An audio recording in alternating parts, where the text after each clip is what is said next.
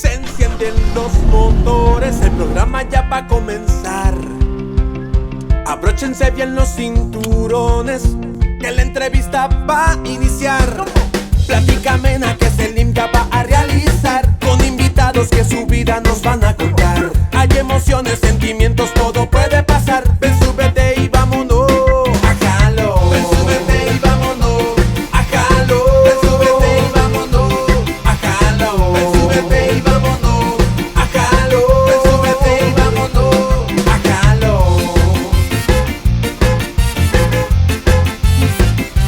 A Jalo.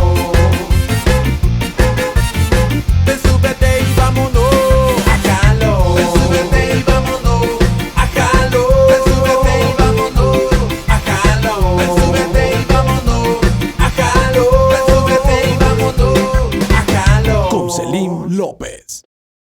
Qué verdadero placer para mí estar con usted hoy, Adalid Irías. Quiero decirle a mis televidentes que yo a él lo conozco desde hace mucho tiempo. Periodísticamente hablando, hemos podido conversar sobre muchos temas, pero también personalmente hemos platicado de algunas peripecias que hemos vivido en el campo sentimental, pero también con sus hijos. Adalid es un hombre que ha trabajado, ha luchado por salir adelante. Adalid es un hombre que prácticamente pues no lo ha tenido fácil, pero está aquí y sigue vigente. Y un periodista que no entreviste a Adalid Irías no es periodista, ¿verdad? Un canal que todas las semanas no saque una nota de Adalid Irías es que no está en el ajo y no está con los temas actuales. Así que para empezar, quiero agradecer que haya hecho un espacio en su tiempo para que él pueda hablar con usted y que mis televidentes en el programa A Jalón puedan conocer parte de su historia de vida y que hagamos un análisis también al final de la plática de qué es lo que está pasando en Honduras. Gracias, Adalid, por estar conmigo. Muy buenos días, Selim, o muy buenas noches. Es un enorme privilegio para mí también reencontrarme con tan directos amigos, ¿no? Que también han apoyado nuestra lucha, ¿no? La lucha de la defensa de los consumidores lleva muchos sinsabores, pero lleva enormes satisfacciones, y lo fundamental es que también con la prensa hemos tenido empatía, ¿no? Hemos tenido sinergia, y hacia ahí es lo que usted dice. O sea, Adalid, los análisis que estamos haciendo en nuestro trabajo son importantes para los medios de comunicación, y por eso es que no dejo de dar entrevistas. Bueno, no hay día de la semana que Adalid Irías no tenga intervenciones en medios de comunicación, y esto realmente me compromete, porque yo ya he creado un compromiso con la población, un compromiso sobre todo con el pueblo. Un compromiso social. Un compromiso social, un compromiso ético y un compromiso moral, porque también yo debo de asumir algunas posturas que debemos de estar en sintonía, sobre todo con los sectores más postergados, y es hacia ahí donde esa lucha que nosotros hemos emprendido realmente ha sido una lucha que trae mucha gratificación, porque yo recibo espaldarazos de la gente humilde que siempre me dice: Adalid, lo vemos defendiendo, nos dice, siga en esa lucha que nosotros estamos siendo muy bien representados por usted, y eso para mí ha sido el mejor aliciente que de esperarlo de un político, de un ministro, que esperarlo de un tomador de decisión. Que el pueblo, el más humilde, reconozca mi lucha. Ese es el mejor aliciente que yo tengo todos los días que yo salgo a esos mercados a ver cómo está la crítica situación, y eso realmente me da mucha fuerza y mucha fortaleza para seguir adelante. Adalid Irías es el presidente de ADECABA, la Asociación de la Defensa de los Productos de la Canasta Básica, y tiene muchos años de estar haciendo monitoreos de cuáles son los precios de los productos en las diferentes ferias que están en Honduras. Pero antes de entrar a esa parte profesional, Adalid, yo quiero que nos cuente un poco su historia de vida. ¿Usted es hijo de quién? Bueno, mi mamá era doña Catalina Martínez. Mi mamá fue una de las dirigentes más prominentes del Partido Demócrata Cristiano, ¿no? Mi mamá comenzó en esa lucha, me arrastró por algún momento en esa lucha también, porque yo formé parte de la membresía del Partido Demócrata Cristiano. Eso era una mujer de lucha. Mi mamá fue famosa en la colonia Yesta de Comayagüela porque por más de 30 años era la sopa de mondongo preferida de la gente de estos barrios, de la colonia Yesta, 3 de Mayo, que llegaba a comprar, y con eso realmente mi mamá aparte nos dio los estudios, nos mantuvo también, y soy una persona de origen humilde. Mi papá fue Juan Irías, una persona que trabajó de vigilante donde era Banadesa, Banco Nacional de Fomento, trabajó por casi 40 años también ahí. En ese ambiente nosotros nos creamos porque mi mamá, además de vender mondongo, nosotros éramos de extracción humilde, hemos sido de barrio. Yo soy gente de barrio, y a mí, porque yo llevo la lucha de la defensa de los consumidores, mucha gente cree que yo estoy bien, o sea que yo vivo en situación no de opulencia, pero en situación solvente. No, yo soy de barrio, yo vivo la problemática de la población, yo sé cuándo impacta un producto de canasta básica porque yo soy de barrio. Tengo aproximadamente 45 años de vivir en la colonia Ayestas. Nosotros venimos de una invasión también. Nosotros, donde está la Feria del Agricultor y el Artesano del Estadio, fue una de las primeras invasiones ahí en la década del 60, el 62, de migrantes que venían de los pueblos, decidieron irse a vivir a la orilla de ese río, y desde ahí realmente es que venimos. Yo estaba muy, muy pequeño cuando la alcaldía nos fue a tirar ahí a la colonia Yestas, porque decíamos que dábamos mal aspecto. Entonces, porque todo el mundo miraba ahí, las invasiones realmente comenzaban, ¿no? Y fue allí donde nosotros comenzamos nuestra vida. Por eso le digo yo, nuestra conciencia social viene desde la experiencia de vida desde mi infancia, ¿no? Ahora, usted, o sea, sí nació en Tegucigalpa entonces. Sí, yo vengo de Sabana Grande. Lo que pasa que nos venimos prácticamente, yo vine a nacer prácticamente en Tegucigalpa. Pero nació allá, en Sabana Grande. Sí, allá fueron los primeros días, pero la asentaron aquí. Sí, aquí nos asentaron. Ok. ¿Cuántos hermanos tiene? Nosotros éramos 4 hermanos de papá y mamá, pero de 4 hermanos, 2 fallecieron en su plena adolescencia, y solo quedamos 2 hermanos de sangre, ¿no? de papá y mamá. Solo está mi hermana, que se ha dedicado al negocio, ¿no? Y yo, que me dediqué a estudiar, porque mi mamá me vio que yo estaba preocupado por querer mejorar. Me dijo, te voy a mandar a estudiar. Era difícil antes. Pero en el orden cronológico de los 4, ¿usted fue el primero, segundo, tercero, cuarto? Yo soy el tercero. Ajá. El tercero, porque mis 2 hermanos, los que ya fallecieron, eran mayores. Ok. Si yo le pregunto a Dalid, ¿su niñez fue difícil? ¿Fue de esos niños que le tocó trabajar para aportar a la casa? ¿O cómo fue su niñez? Sí, claro, fuimos hombre de barrio. O sea, eso yo no lo pongo así como apología para decir que la vida fue difícil. No, si es que todos éramos pobres en el barrio, entonces nadie miraba la diferencia, ¿no? Pies descalzos, jugando libre, jugando landa. Nos criamos moliendo tortilla también, porque mi mamá, ese era el medio de sobrevivencia, el echar tortillas, ¿no? En ese ambiente, por eso yo tengo especial simpatía con las molenderas, esa gente que se gana la vida vendiendo tortillas, porque mi mamá sí nos crió. 1 de la mañana teníamos que ir al molino a moler el maíz que lo cocían. Ahora ya las tortilleras, una buena parte utiliza ahora la harina de maíz. Nosotros habíamos que ir al molino a la 1 de la mañana, y de ahí nos quedábamos ayudándole a mi mamá a echar tortillas. Recuerdo que la tortilla valía 1 centavo. Sí. Llevar 400 tortillas porque a nosotros nos tocaba llevar un canasto, antes eran los canastos aquellos, un canasto de 400, 500 tortillas al chiverito, que habían unos comedores ahí, 5 de la mañana, 5 y media teníamos que estar con mi hermano con ese canasto de tortillas, y así nos ganábamos la vida con 4 o 5 lempiras. Ya nosotros podíamos pasar la vida, pero fue una vida, yo digo, de experiencia, ¿no? Porque eso me ha ayudado a enfrentar los grandes retos y desafíos de la vida con más solvencia, con más resiliencia, porque desde pequeños la vida fue adversa.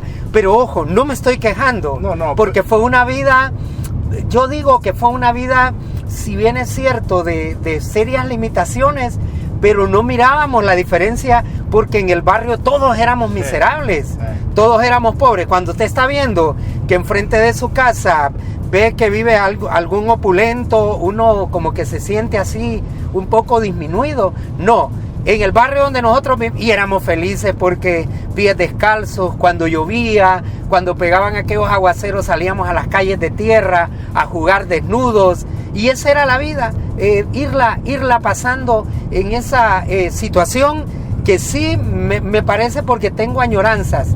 No teníamos energía eléctrica, no teníamos agua potable y saneamiento, teníamos que salir a buscar agua como a 2 kilómetros para poder llevar el agua a la casa. Televisión, cuando llegó el primer televisor en una de las vecinas en blanco y negro, nosotros íbamos a ver por unas rendijas, a ver porque éramos como 10 cipotes, no podían dejarnos entrar a 10, 15 cipotes a una casa, entonces nos quedábamos afuera viendo por una rendija eso, y esa era una felicidad, porque la pobreza, si bien es cierto, lleva límites, pero a veces se lleva con decencia, porque éramos niños ingenuos, niños que no sanos, niños que no teníamos en sí la maldad, sino que el juego, la lucha, el hacer los mandados, el hacer el oficio, en esa vida transcurrimos hasta que obviamente nos tocó llegar a estudiar, ir mejorando paulatinamente. A eso quería llegar. Hizo la escuela, hizo el colegio. Claro, sí. ¿A dónde lo hizo? Por ejemplo, yo estudié en la escuela Simón Bolívar, que es famosa ahí en los profesores.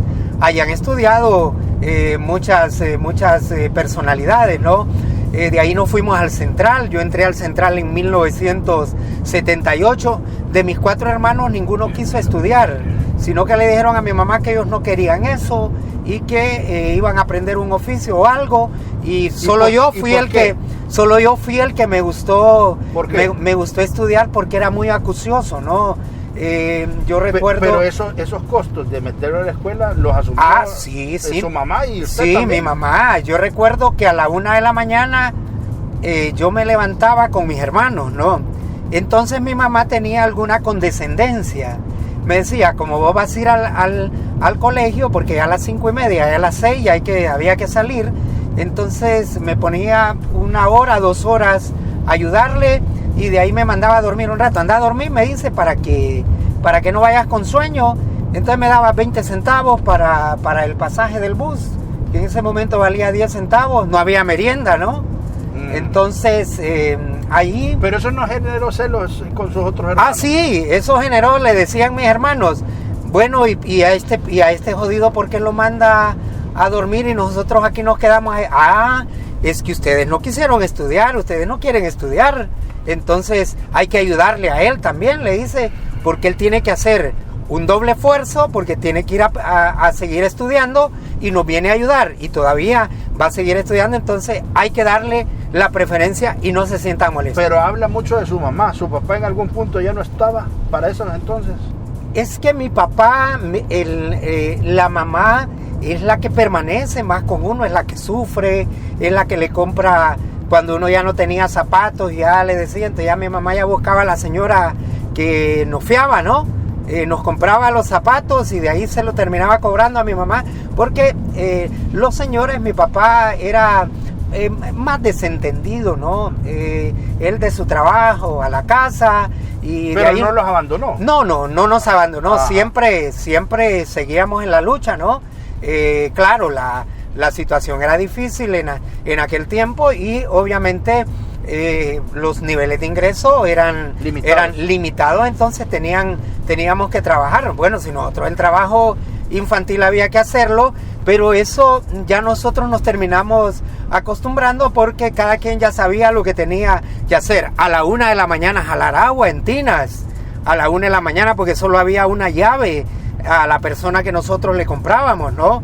Había que levantarse a la 1 de la mañana porque había escasez de agua y en el tema de el moler las tortillas, sí, nosotros le dimos un fuerte apoyo a mi mamá y además teníamos que hacerlo porque teníamos que ganarnos la vida y en eso transcurrió nuestra infancia porque son lecciones importantes en la vida que yo les digo a mis hijos que se apabullan por cualquier problema que tienen. Las situaciones que nosotros vivimos fueron más difíciles, pero enriquecedoras porque a mí nadie me puede dar lección de pobreza, lección que los políticos a veces nos quieren dar lecciones de pobreza, de cómo se combate la miseria. No, nosotros la vivimos y hemos superado gradualmente.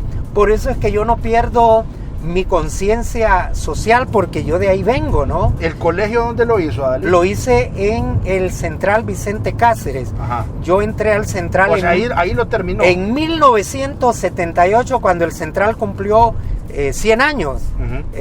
Empezaban las modernas instalaciones aquí en Tiluarque, era modernísimo. El Central era el más prestigioso de los colegios, ¿no? Y era un orgullo y un privilegio estar en ese colegio. Hice toda mi... Ahí sí tuvo el choque de ver que tal vez llegaban niños con más poder adquisitivo.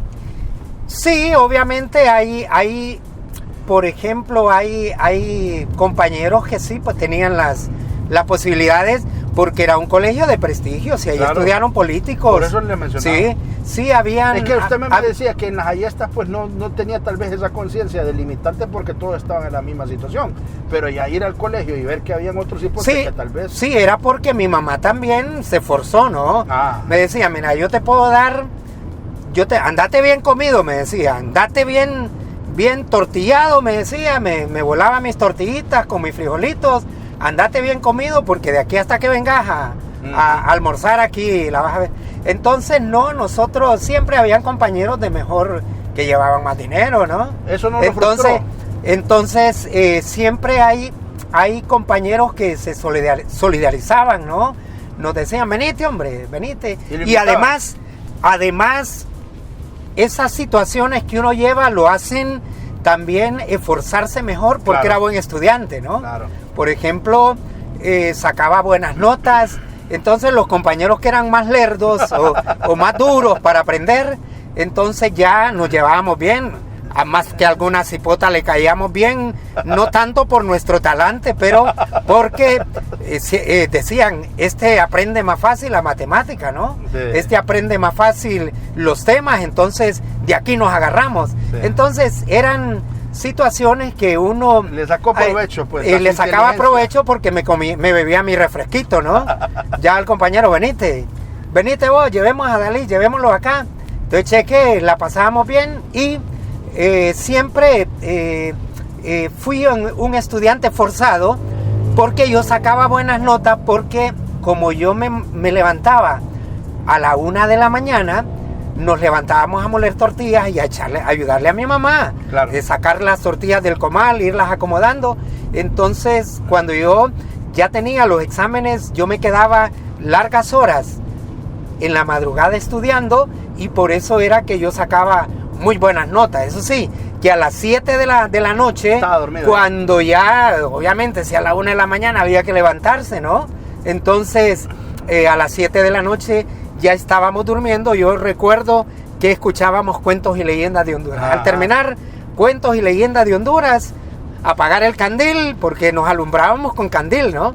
Esos candiles de gas, quinqué, que le decían, el quinqué, lo hacíamos con eso. Entonces mi mamá, 7 de la noche, todo mundo durmiendo. Recuerdo que dormíamos los hipotes, dormían, mi papá y mi mamá dormían en una cama, nosotros dormíamos en otra y teníamos que caber los 4 cipotes. Entonces, obviamente, solo la hembra dormía en otra cama, aparte. pero ya nosotros los hipotes a dormir ahí, eran camas de petate. Añoro mucho el petate, ¿no? Porque cuando mi papá me compró una cama desplegable la primera vez, me sentí como en una cama king size, ¿no? Porque venía de dormir en petate, pero añoro todavía cuando dormíamos en esos petates muy frescos, ¿no? Era parte de la existencia. Pero así fuimos pasando. Y cuando ya va para la universidad, ¿qué pasó? ¿Fue a la universidad? Bueno, ya para la universidad me dijo mi mamá, mira, me dice, yo ya no te voy a poder dar los estudios universitarios, pero te voy a ayudar a conseguir un trabajo, me dice. Te voy a ayudar a conseguir un trabajo para que te emplees y de ahí puedas poder estudiar, porque más no te puedo dar. Entonces fue ahí donde mi mamá me consiguió un trabajo. Ya mi mamá comenzaba a activar en el Partido Demócrata Cristiano. Doña Catalina es conocida ahí, ¿no? Entonces ahí ya me consiguió mi primer empleo. Recuerdo que trabajé en el Registro Nacional de las Personas, mi primer empleo. Mira. Y fue ahí donde yo comencé a estudiar, porque yo tenía clara la meta que para poder triunfar en la vida había que prepararse, había que estudiar, había que forzarse y había que ganarse eso con el esfuerzo propio. Y eso obviamente mi mamá me dio hasta la secundaria, pero ya los estudios universitarios ganaba? Yo empecé ganando 450 lempiras. Sí. De ahí me aumentaron en la revisión de salarios 650 lempiras, pero en aquel tiempo el costo de vida era muy bueno, ¿no? Porque un tiempo de comida le valía $1.50. Óigame, y cuando tuvo ya su primer pago, ¿qué sintió? Un 23 de diciembre, yo entré un 1 de diciembre, un 23 de diciembre, al ver aquel montón de dinero, dije yo, Dios mío, ¿y qué voy a hacer con esto?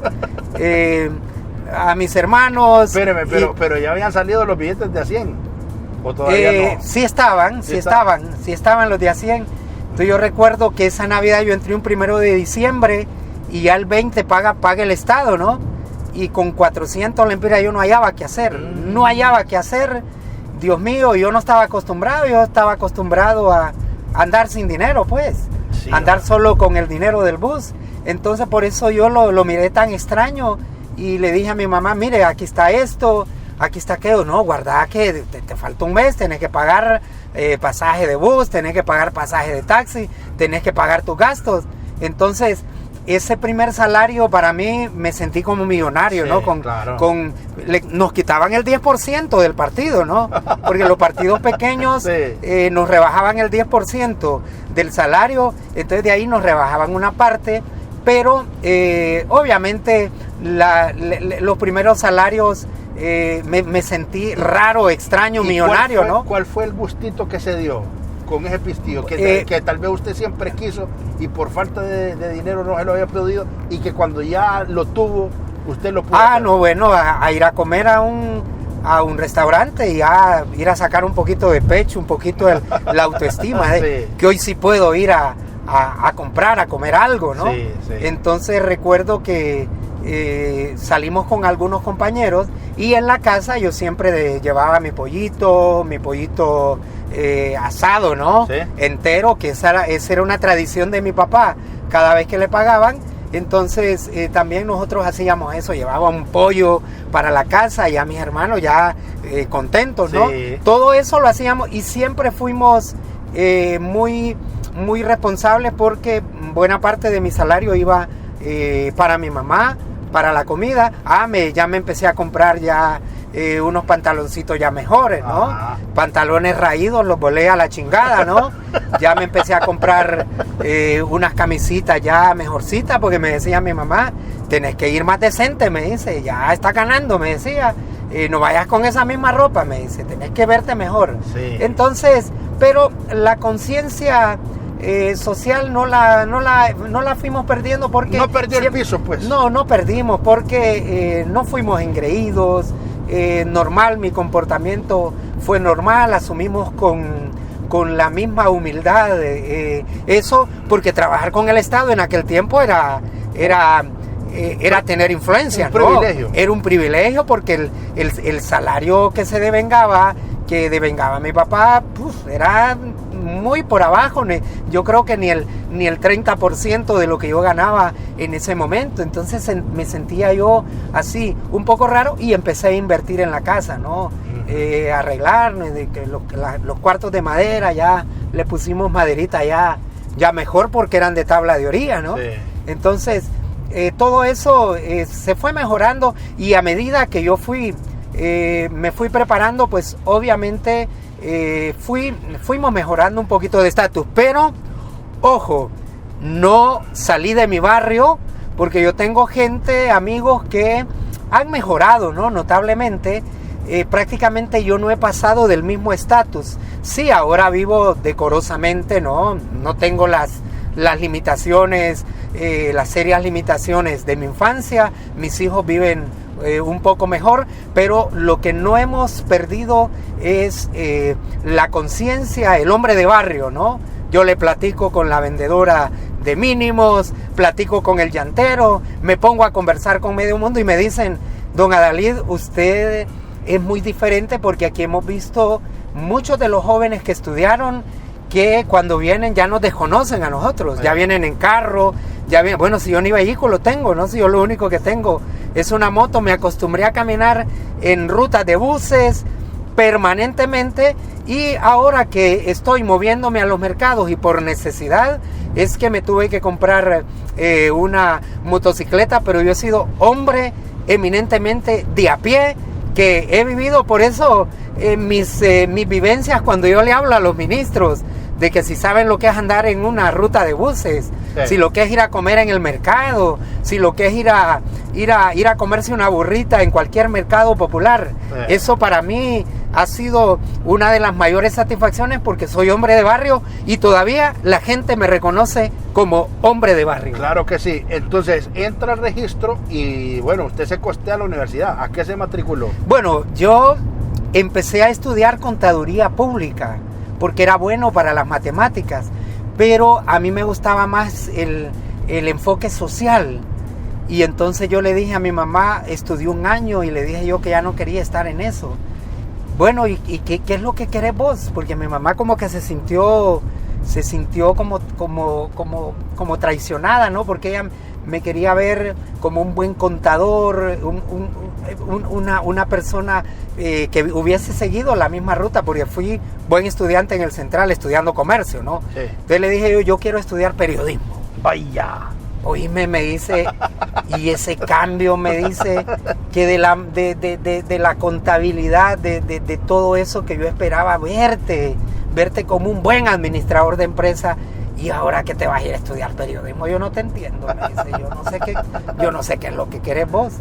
Entonces le digo yo, es que me gusta eso, le digo yo, y si usted me lo permite, yo voy a estudiar eso. Inmediatamente me cambié, y ahí fue donde ya fuimos hombres de barrio, en las luchas de los patronatos, en las luchas... ¿Pero la terminó? Sí. Sí la terminó. Yo egresé, me matriculé en la Escuela de Periodismo en la Universidad Nacional Autónoma de Honduras, y me gradué en 1993, yo terminé como en 1991, ya por el 92, pero como había que hacer... la práctica, yo no hice la práctica porque en ese momento hubo un cambio, yo recuerdo en la universidad que cambiaron de semestres a trimestres. Uh-huh. Entonces, en ese momento yo iba a ir a hacer la práctica, y como eso modificó el pensum académico y modificó una reforma en la universidad, entonces todos los que íbamos a ir a hacer la práctica nos dispensaron en ese tiempo, y además porque tenía buena nota. Solo sí recuerdo que hice el examen privado, y lo demás me gradué automáticamente porque no hice ni la práctica ni los demás requisitos. Pero sí, que ahora piden. Sí hizo sus pininos en los medios. Claro, yo soy un especialista en estrategias de comunicación. Yo trabajé 6 meses en La Tribuna. Yo recuerdo que estaba Salatiel González, estaba Lilian Barahona, ¿no? Recuerdo que mi mamá era amiga de Juan Ramón Martínez. Sí. Y le comentó y le dijo: Juan Ramón, fíjese que yo tengo un muchacho que es periodista y yo quiero que usted me le ayude a ver cómo se ubica. Venía de trabajar del Registro Nacional de las Personas, Claro. ya había sido relacionador público. O sea, ahí me gradué como periodista y tuve un corto tiempo como de 4 meses como relacionador público, porque en el registro, como era un equilibrio de poder, cada vez que habían elecciones, de acuerdo al número de votos, así se repartían las plazas. Yo recuerdo que el Partido Demócrata perdió esa plaza de relacionador público, entonces tuve que salir y me fui, estuve como 6 meses sin trabajo. Mi mamá me consiguió con Juan Ramón Martínez. Y ahí es donde entra la tribuna. Ahí entro a la tribuna, trabajé 6 meses, pero fue un fogueo muy importante, porque yo recuerdo que nos tuvieron de periodistas de planta. Yo estaba con Sagrario Dávila. Sagrario Dávila es la esposa de Chendo. Sí. Yo recuerdo que los dos estábamos en periodistas de planta. Grabábamos las noticias, teníamos una grabadora, grabábamos todas las noticias de la radio, porque los medios de comunicación, cuando hay un periodista que no puede cubrir determinada nota, entonces se auxilian del monitoreo y de ahí se saca una nota. Claro, siempre se reconoce la autoría del medio, pero en eso yo trabajé 6 meses. Un cancheo grandísimo eso es en el tema de la redacción. Eso es relativo y no todo el mundo reconoce el crédito, porque quiero decirle que la entrevista antes de esta fue con el abogado Mario Díaz, y a mí me dio la primicia de que se iba a lanzar para ser un candidato a magistrado, a ser considerado magistrado, y esa noticia me la dio a mí la semana pasada, y los medios de comunicación la sacaron esta semana y no dijeron que fue en Ajalón, pero bueno. Sí, yo creo que yo creo que es importante, pero también con eso se reconoce que la labor de la prensa radial es importante, bueno, en aquel tiempo, ¿no? Claro. Porque había veces que un periodista no podía darle cobertura a determinados eventos y la tiraba un periodista por la radio, era una fuente muy importante. Y ahí recuerdo que estábamos con Sagrario Dávila, y fíjese que mi paso fue muy corto, ¿no? Pero fíjese que yo todavía, compañeros de la tribuna como Aquiles Andino, como Tano, varios compañeros que están ahí, Mario Urrutia, que era uno de los camarógrafos, porque ocasionalmente salíamos a hacer alguna que otra entrevista o alguno que otro reportaje. Todavía esos compañeros me recuerdan mi corta estadía en Diario La Tribuna, porque mi labor más era social. En el periodismo uno se identifica con las causas. En ese momento sale la oportunidad de poder trabajar con niños de la calle, y sale la oportunidad como relacionador público. Yo apliqué y gané la postulación, y en ese momento me dediqué a ser el defensor de los niños de la calle, y fue ahí donde también yo conocía la problemática de los niños de la calle, porque muchos niños de mi barrio estaban en esa condición, ¿no? Y ahí fue donde mutó entonces y dejó de ser periodista para concentrarse en ser prácticamente defensor de derechos humanos. Sí, me dediqué a eso, pero siempre ejerciendo el periodismo, porque fui el relacionador público, ¿no? Nada más que nosotros, por ejemplo, en Casa Alianza teníamos mucha empatía con los niños, ¿no? O sea, un compromiso es que nosotros debemos de darle amor incondicional a los niños, porque vienen de un drama, vienen de una tragedia terrible, y todos nos identificábamos. A mí los niños de la calle me decían profesor. Los profesores eran los educadores. Sí. Yo era el periodista, pero caminaba con ellos haciendo historias, redactando historias, promocionando y entablando denuncias también cuando se violentaban los derechos. Fue una experiencia muy buena, porque de pasar con los niños de la calle, pasé a trabajar con pueblos indígenas, que también fue otra etapa muy importante en mi vida, que también marcó mi conciencia social de haber trabajado con pueblos indígenas. O sea que fue periodista, después trabajó con niños, y después de salir de Casa Alianza estuvo con los pueblos indígenas. Con los pueblos indígenas. Yo he trabajado con los pueblos Maya Chortí, trabajé con la Compa un tiempo, estuve acompañando a la junta directiva en un tiempo, he trabajado, eso me permitió trabajar algunos proyectos o algunas iniciativas en Olancho con el pueblo Nahua, el pueblo Maya Chortí en Copán, el pueblo Lenca, ¿no? Porque mi papá y mi mamá son de la descendencia Lenca también, sí. de eso vienen mis raíces, sí. También trabajé con el pueblo Lenca y esto me permitió también prepararme porque con los pueblos indígenas yo fui a sacar una especialidad a Chile, una especialidad en derecho indígena, que creo que aquí solo habemos 2 especialistas en derecho indígena. Mucha. En derecho indígena. ¿Cuánto tiempo estuve? Yo estuve 1 año estudiando una especialización en derecho indígena en la Universidad de la Frontera, en el Instituto Intercultural de Pueblos Indígenas en la Universidad de la Frontera, becado también parte del Estado por el Fondo Indígena. Estuve ahí estudiando 1 año. Eran clases semipresenciales. Nos íbamos un tiempo allá y de ahí otro tiempo volvíamos a nuestras comunidades y ahí fue donde nos preparamos en el tema de los derechos. ¿Ese fue su primer viaje hacia el exterior? Sí, porque obviamente nos mandaron a preparar y también trabajé con el pueblo Miskitu, ¿no? Con Natán Pravia. Natán Pravia fue el que me llevó a la compa y me dijo, venite indio, que te vamos a ocupar ahí, porque yo era bueno para redactar. Todo mi bagaje en redacción lo puse al servicio también, porque para redactar propuestas de proyectos le serví mucho a la compa y sobre todo a Natán Pravia, que fue el líder indígena que a mí me llevó a la Confederación de Pueblos Indígenas. Me he preparado, salíamos a encuentros, ¿no?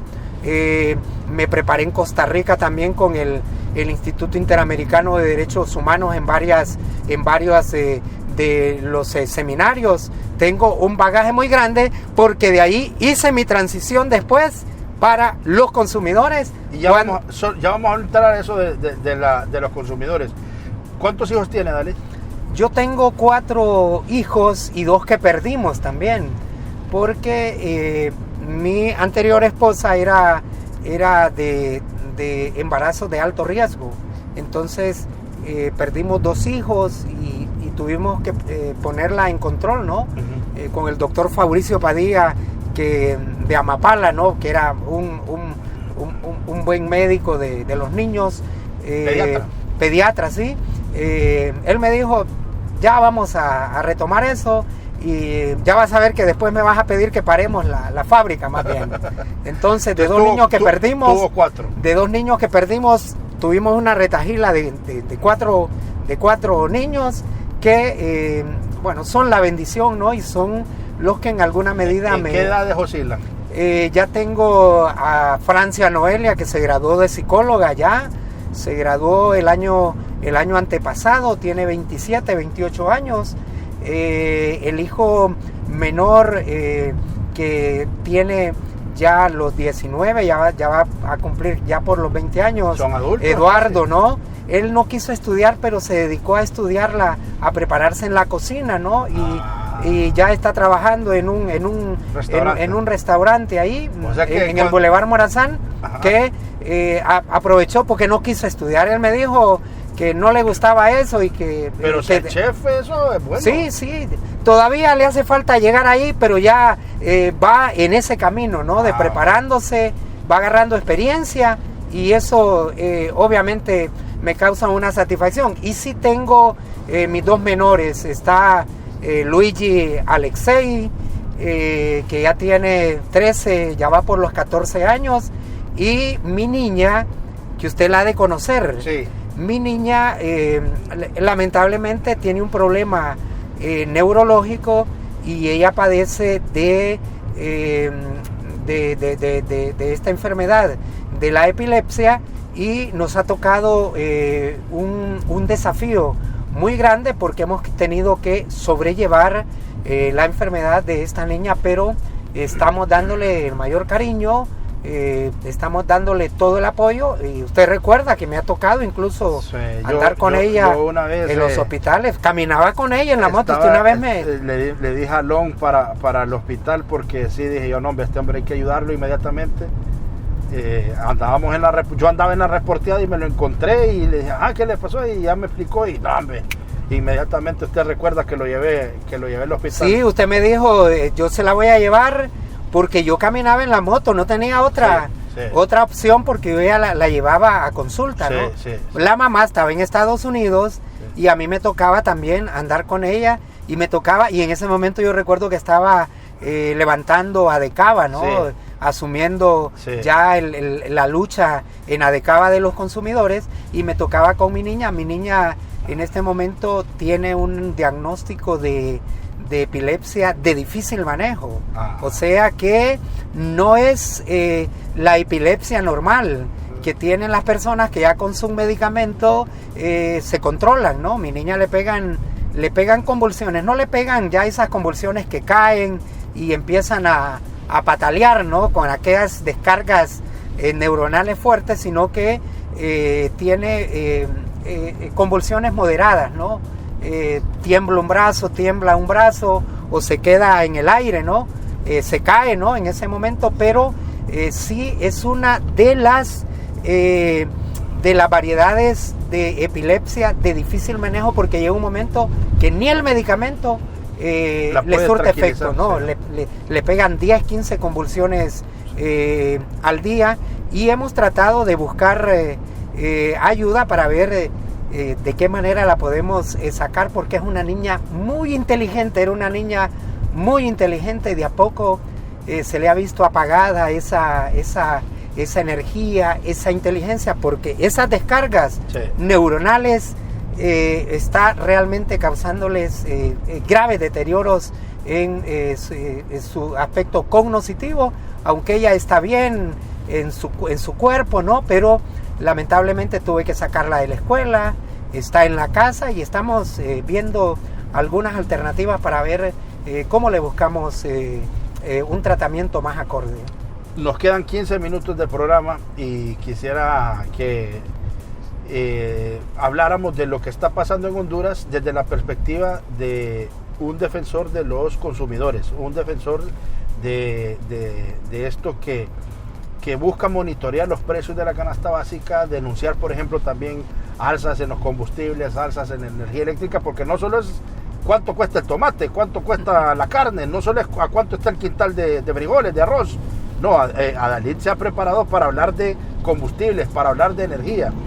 Y ya decir que tiene cuánto solo ADECABA años de estar en esto. Bueno, nosotros ya tenemos prácticamente desde el 2014. Porque Adalit antes había estado en otra asociación y le dieron golpe de estado y se la quitaron y un solo macaneo ahí.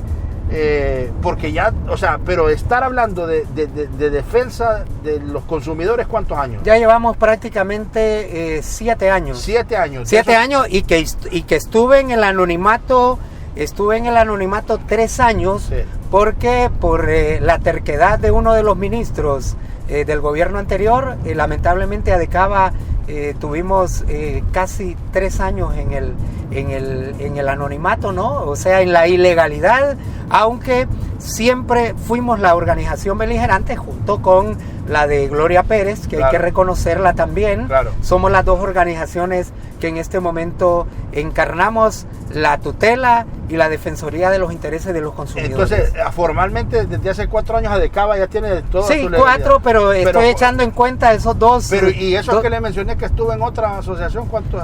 Esa fue antes. Por eso le digo, ¿cuántos años en total? No, en total yo llevo ya aproximadamente unos 12 años en esta lucha. Es un hombre que 12 años en una lucha, velando porque den los precios que son, pero formalmente con su asociación desde hace 7 años, 7 pero años. 4 ya legal. 4 años ya legal. ¿Cómo está la situación en Honduras? O sea, sin entrar en precios específicos, pero ¿cómo está la situación en Honduras con esto de los combustibles, por ejemplo? Mire, la situación de la defensa de los consumidores obviamente es una lucha titánica, ¿no? Porque recordemos, a mí me tratan de bajar la moral. ¿Y qué andas haciendo? Mira, si ni le van a bajar a eso. Mira, no le van a... Esa lucha que vos andás. Es una lucha que, quieras o no, somos la piedra en el zapato de los ministros, de los funcionarios, porque siempre estamos poniendo en evidencia cuando los productos de canasta básica se van al alza, cuando hay acaparamiento, cuando hay especulación, cuando vemos la parsimonia de un ministro o de las autoridades que no quieren actuar. Nosotros estamos constantemente en esa denuncia y esa es una de las labores fundamentales para que la defensa de los consumidores reciba el reconocimiento de la población. O sea, no solamente es cuestión de andar en los mercados. Fíjese que a mí, por ejemplo, los pequeños y medianos productores, cuando tienen algunos problemas, hablan conmigo. Adalid, usted que toca todos estos temas, pónganos en evidencia. Mira, el tema de los fertilizantes, nosotros lo venimos retomando desde el momento de la pandemia, cuando se fue al alza. El tema de los carburantes, fíjese que las cosas que yo digo, necesariamente a veces a los gobiernos no les gusta, pero al final terminan tomando decisiones. Fíjese que el congelamiento del diésel yo lo vengo recomendando desde hace 2-3 meses. Yo les decía, lo justificaba. ¿Y sabe por qué? Porque todos los sectores, los costos de producción, los costos de operación, tenían que ver, una de las causales, hay varias, no, por supuesto, pero una de las principales era el tema de los carburantes. Y el tema de los carburantes era el precio del diésel. Y yo comencé esa lucha y se retomó. Al final, claro, uno no sale ahí de que gracias a Decava, ¿no? Los gobiernos toman las decisiones. A mí me interesa que los gobiernos tomen las decisiones, no obstante se le dé o no el crédito. Sí. Mire, la lucha de Banasupro, para que a Banasupro le hayan quitado el 15% de impuestos sobre ventas porque lo estaba pagando, es una lucha que Adecava la trae desde hace más de 7 años. Ya este gobierno la otorgó. Y para mí es una de las grandes satisfacciones que algunas de las luchas que hemos emprendido, que no desmayamos por supuesto, pero que al final se toman. Fíjese que a mí la anterior ministra de Desarrollo Económico siempre, porque a mí me toca reunirme con ellos, ¿no? En el momento que tenemos que discutir, porque a veces no quieren dictar un congelamiento de precios. Hasta que yo les pongo en perspectiva cómo está el impacto, es que toman algunas medidas. Yo recuerdo que la ministra, no sé si era en tono de broma, pero ella decía que se daba cuenta primero de cuando un producto iba a subir por Adalid que por los inspectores que ella tenía, ¿no? Y ponía de ejemplo la lucha, porque yo permanecía en los mercados, yo permanecía en eso. Y además, Adecava, la lucha no solo es tomar precios. Yo hablo con los avicultores, el que trae el huevo, yo hablo con el que trae el maíz, yo hablo con el campesino, yo hablo con el pequeño y mediano productor, y con ellos hacemos algún nivel de empatía, y por eso es que vamos más allá de no solo la denuncia, sino de estar proponiendo algunas alternativas, y eso los gobiernos deberían de aprovechar. Pero ya ha hablado usted de algunas acciones específicas. Claro. El congelamiento de los combustibles y quitarle del 15 al 12% en Banasupro. Pero le pregunto, y no con el afán de que esto sea un tema político, pero venimos de 12 años de una administración nacionalista, ahora libre, que se proponía como el Partido del Cambio. Usted, desde que asumió la presidencia, Xiomara Castro, ha visto verdaderas acciones que van en función del cambio, además de estas que usted mencionó. Sí, hemos visto, obviamente es un gobierno de corte social, ¿no? De los compromisos que habían asumido, por ejemplo, en el tema de energía eléctrica, ¿no? O sea, una de las principales medidas, y el contexto en que le tocó entrar este gobierno es una situación que están enfrentando todos los países del mundo, porque lamentablemente la crisis del petróleo, nadie tenía anticipado que iba a venir una guerra de Rusia con Ucrania, ¿no? O sea, hay situaciones difíciles que se están dando, y sí vemos que las situaciones son difíciles porque hay muchos sectores que los desaciertos que se dieron en 12 años quieren que se resuelva en 5 meses. Yo recuerdo que incluso antes de asumir doña Xiomara Castro estuve yo en un programa de la radio y yo anticipaba algunas situaciones, ¿no? Que al gobierno había que darle un compás de espera mucho más allá de los 100 días, porque la situación era difícil, ¿no? En el contexto en que le tocó recibir un país en quiebra, los niveles de corrupción terribles, todas las situaciones que se dieron, ¿no? Sin embargo, hay algunas situaciones que las hemos recomendado y que sí sentimos que se han tomado algunas decisiones. El alivio en el tema de la energía eléctrica, el haber llevado alivios en el tema de los carburantes, quitarle 10 lempiras, la energía gratis para los consumidores de menos de 150 kilovatios, el haber exonerado a Banasupro del 15% de impuestos sobre ventas y ahora otras medidas, rescate de Banadesa. Hemos bregado porque al pequeño y mediano productor sea bancable, si eso venimos desde una lucha desde hace 4 o 5 años, porque los pequeños y medianos productores nos dicen que para ellos no hay créditos y además solo tienen una parcela. Todo eso, hay cosas que sí se han ido retomando y hay medidas que se han tomado que sí creo que han sido importantes en este momento que le ha tocado asumir a doña Xiomara.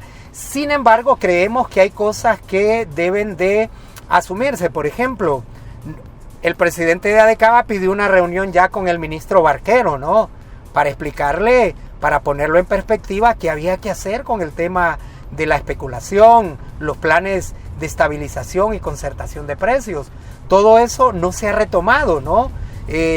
Los impactos pudiesen, fíjese que yo el tema del diésel, el congelamiento del diésel, cuando lo hicieron, yo recomendé que el congelamiento fuera solo hacia el alza, solo hacia arriba, porque cree que al diésel las últimas 2 rebajas, solo esta rebaja, la tercera, se la trasladaron al precio en bomba. Las primeras 2 rebajas no se la trasladaron. No. O sea, yo me había anticipado en eso porque les habíamos dicho que el congelamiento, porque qué tal que bajaran los precios de los carburantes, ¿qué iban a hacer? En el precio del diésel lamentablemente no ocurrió eso. Ya esta semana, si lo hicieron bajándole 2 lempiras con 8 centavos, la situación está en mejora. Pero este año, Celín, este año ha sido muy difícil. Canasta básica en este momento va rondando los 11,000 lempiras. Estamos rondando, mire, canasta básica empezó por 10,300 al inicio de este año. Y no queremos hacer también un parangón con la canasta básica que tiene el COEP, ¿no? Porque realmente deja mucho que pensar las evaluaciones que se están haciendo. Canasta básica este año ha sido muy difícil. El costo de vida de la población ha sido golpeado fuertemente, ¿no? Hay circunstancias exógenas que se han dado, pero sí estamos viendo que se están tomando algunas medidas importantes. Sentimos que se debe de apretar el acelerador en otras cosas, por ejemplo en la tutela de la defensa de los consumidores. Ya Banasupro se está recuperando notablemente, ¿no? Que es una de las luchas de ADECABA, ¿no?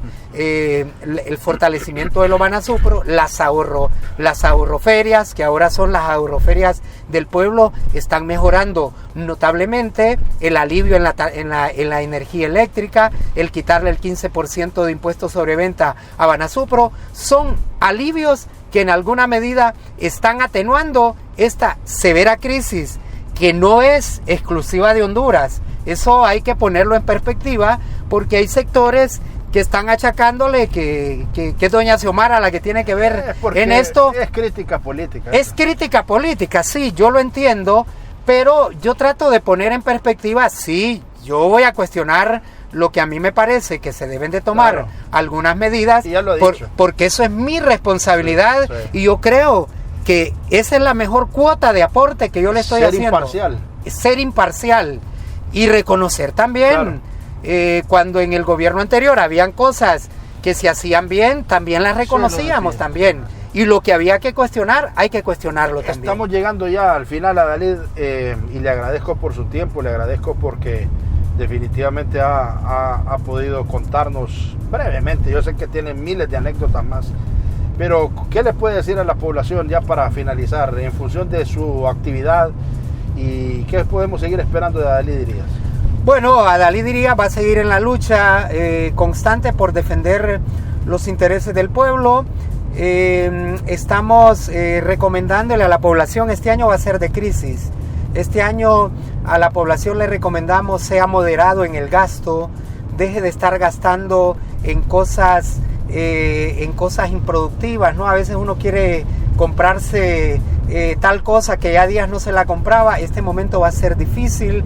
Este año vamos a cerrar en cifras en rojo en el tema de costo de vida, y nosotros le recomendamos a la población ser optimista. O sea, sabemos que la situación es difícil, el actual gobierno está poniendo su mejor empeño, ¿no? Hay cosas que obviamente hay que mejorarlas y las vamos a ir poniendo en el tapete de la discusión, pero le decimos a la población, sea moderada en su consumo, porque van a venir momentos difíciles en la economía de este país, porque el costo de vida se ha ido exageradamente, pero no perdamos ni la fe ni la ilusión y no nos dejemos de llevar por el derrotismo, porque este país tenemos que levantarlo, y el concurso de todos va a ser fundamental, desde la empresa privada, desde los sectores productivos, desde los políticos que asuman una actitud más consecuente con el pueblo,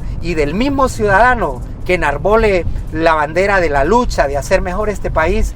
Creo que lo vamos a rescatar, y yo soy moderadamente optimista que la cosa va a mejorar en este país si todos ponemos el mayor esfuerzo por tratar de sacar al país de la situación en que está en este momento.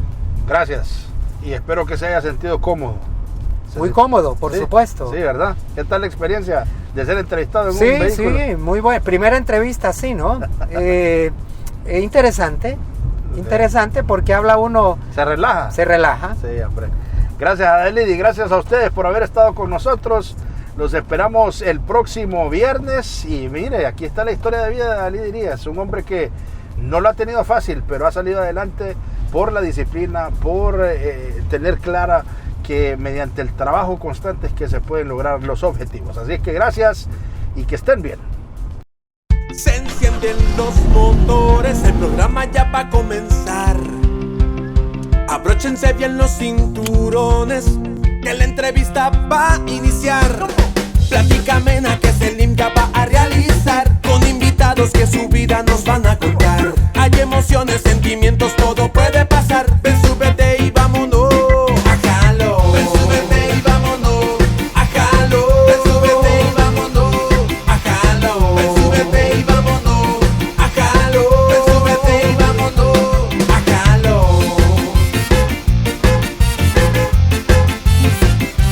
Ajalo. Ven, súbete y vámonos. Ajalo. Ven, súbete y vámonos. Ajalo. Ven, súbete y vámonos. Ajalo. Ven, súbete y vámonos. Ajalo. Ven, súbete y vámonos. Ajalo. Con Selim López.